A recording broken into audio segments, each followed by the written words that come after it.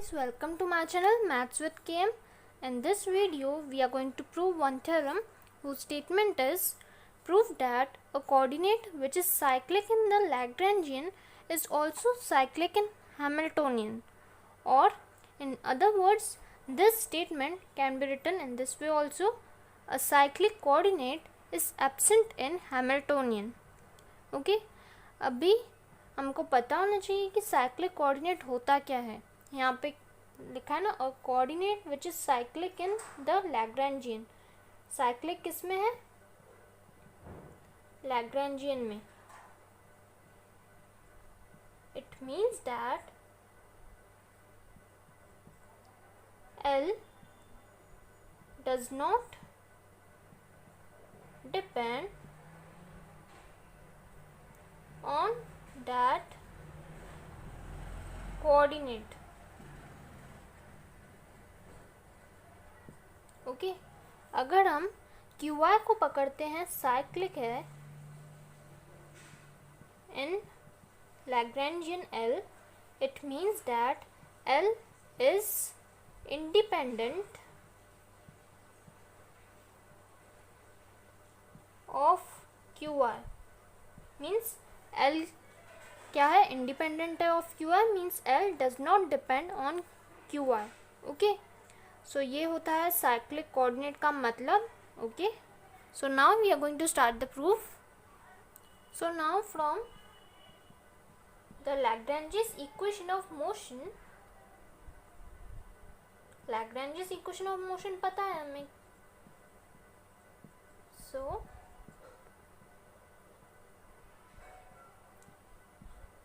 Lagrange's equation of motion कैसे लिखते हैं? D by d t of del L upon del q y dot minus del L upon del q y is equal to 0.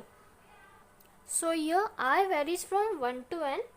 सो अभी इसको दे दिया equation number 1. Okay अभी यहाँ पे क्या लिखा है? Prove that a coordinate which is cyclic in the Lagrangian. So एक कोऑर्डिनेट लेना पड़ेगा एंड उसको सपोज करना पड़ेगा कि वो क्या साइक्लिक है in Lagrangian. So let q y, ये क्या है? जनरलाइज कोऑर्डिनेट है. So let q y be cyclic in L. L stands for Lagrangian. Okay so q y क्या है? साइक्लिक है in L. That is L is not dependent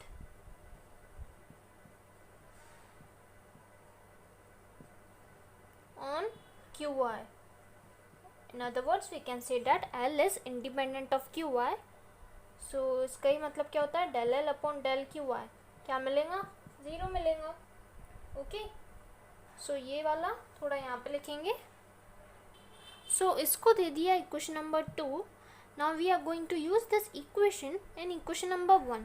Okay, so using equation number 2 in 1, therefore d by dt of del L upon del QI dot, अगर ये हमने put up किया equation number 1 में, so this is equal to 0. सो ये क्या मिलेगा? D by d t of del L upon del q r dot is equal to 0. Okay अभी इसकी वैल्यू क्या रहती है del L upon del q r dot की? It is p i. So d by d t of p i is equal to 0. Okay since del L upon del q r dot is equal to p i होता है. आप देख सकते हैं previous videos में. Okay so d by d t of p i is equal to 0. So this implies p i dot that is time derivative of p i is equal to 0. Okay so इसको दे देंगे equation number 3. Okay now we all know that Hamilton's equation of motion are given by del H upon del Pi is equal to Qi dot and del H upon del Qi is equal to minus Pi dot. Okay, so now here we are going to use only this.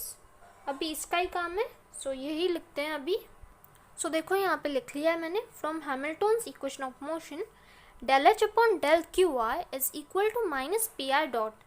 सो इसको दे दिया equation number 4। Okay, अभी ये जो value है ये हम यहाँ पे पुट अप कर देंगे। So we will write from 3 and 4, from equation 3 and equation number 4 del H upon del QY is equal to PI dot की वैल्यू क्या है, 0 है। सो यहाँ पे 0 आ जाएगा। सो अभी देखो इस थ्योरम में प्रूफ क्या करना है, a cyclic coordinate is absent in Hamiltonian. Okay, और उसके ऊपर क्या लिखा हुआ है, proof that a coordinate which is cyclic in the Lagrangian is also cyclic in the Hamiltonian. So हमने एक कोऑर्डिनेट लिया जो कि क्या है, साइक्लिक है इन लैग्रेंजियन। सो ये जो कोऑर्डिनेट लिया हमने, सो वो कहाँ पे साइक्लिक होना चाहिए, हैमिल्टोनियन में भी साइक्लिक होना चाहिए।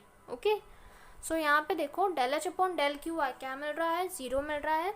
सो इसका मतलब क्या होता है, H is independent of QY। Okay, H क्या है, इंडिपेंडेंट है of QY and thus and we have